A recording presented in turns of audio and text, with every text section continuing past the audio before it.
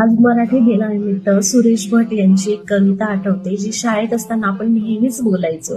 अजूनही ते आवाज जे आहेत ते कानांमध्ये घुमतात आणि ऐकू येतात.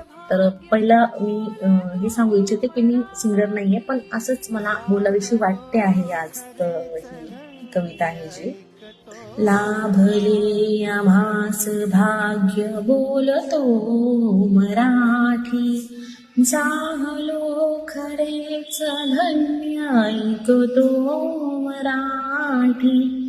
धर्म पंथ जात एक जाणतो मराठी, एवढ्या जगात माय मानतो मराठी. पाहुणे असंख्य जरी पोसते मराठी, आपुल्या घरात हाल सोसते मराठी.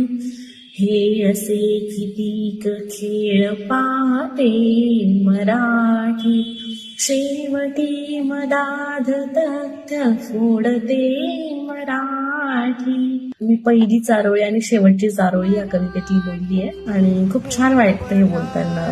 आणि ते शाळेतले जुने दिवस आठवतात. तर तुम्हा सर्वांना मराठी दिनाच्या खूप खूप शुभेच्छा.